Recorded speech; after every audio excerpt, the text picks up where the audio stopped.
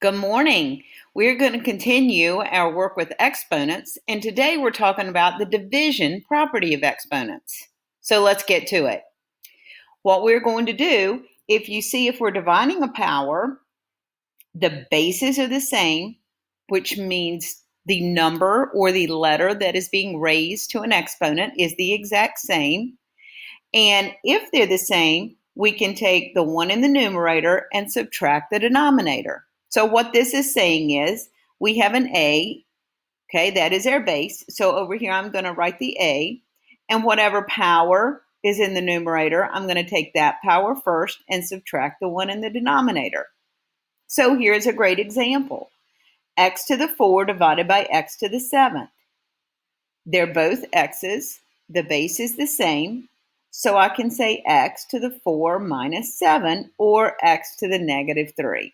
And as we saw yesterday, we do not want negative exponents. So to make that a positive, I just move it to the denominator. Now, here's a little example of why it works. Suppose we're going to use the repeated multiplication to write the product of these powers, 3 to the 8th divided by 3 to the 6th. Okay, so I have 3 8 times. 1, 2, 3, 4, 5, 6, 7, 8.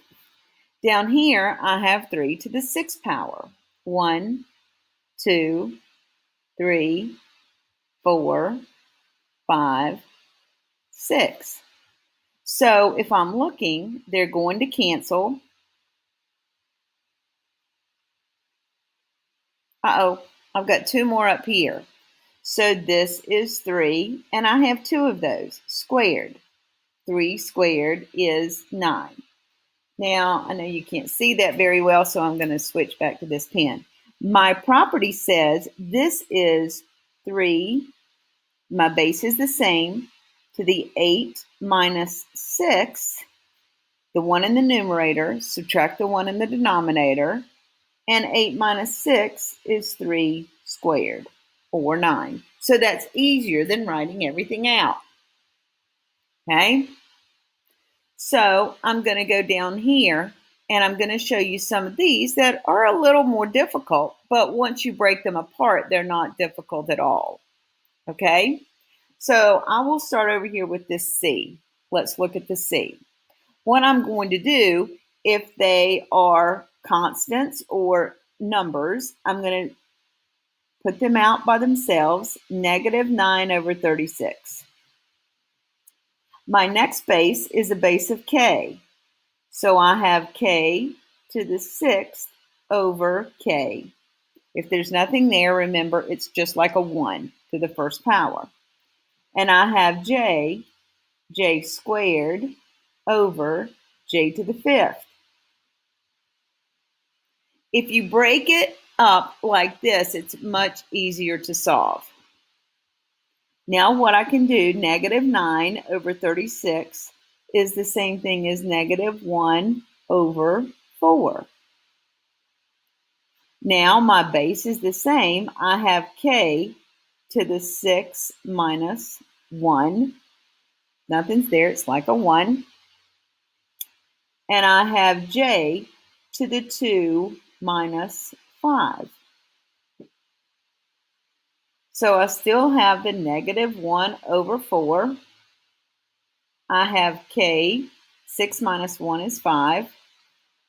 J, 2 minus 5 is negative 3. Now I just have to simplify everything. What stays in the numerator, what moves to the denominator. I have a negative 1 here in the numerator.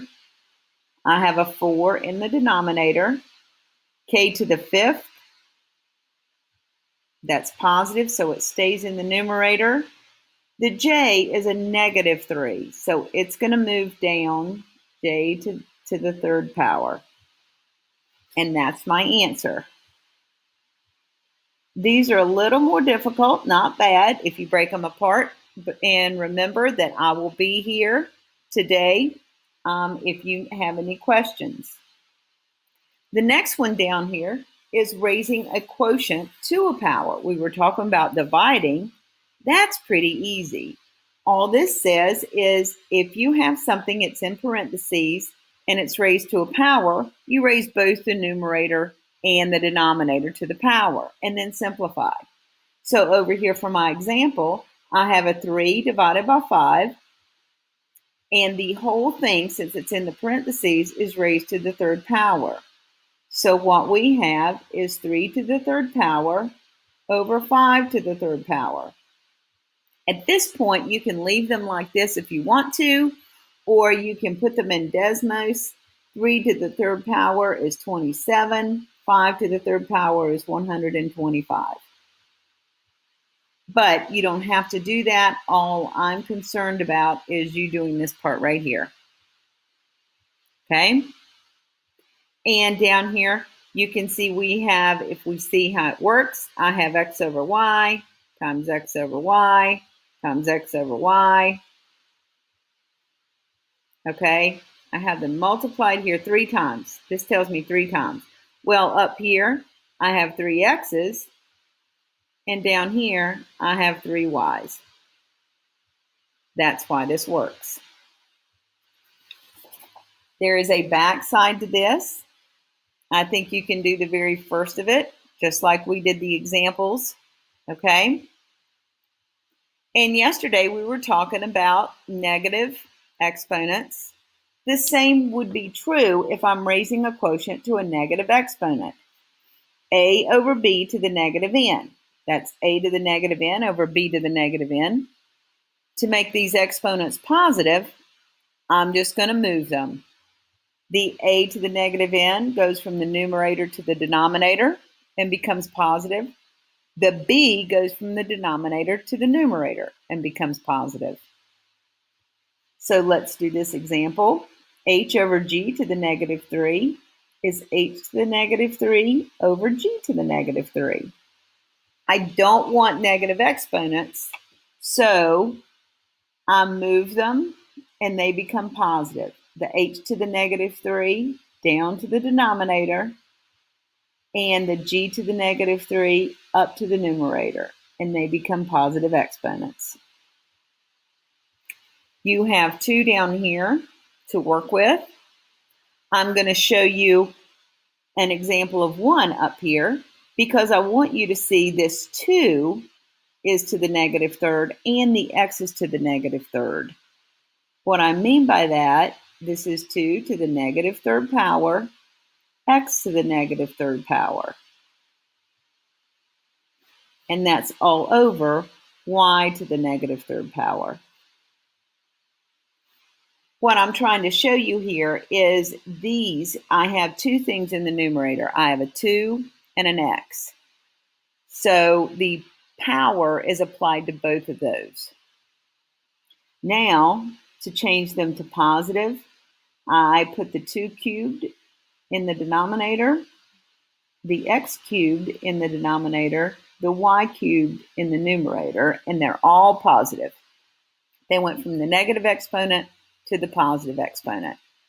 I hope this helps. You have a great day, and I hope to talk to some of you soon. Goodbye.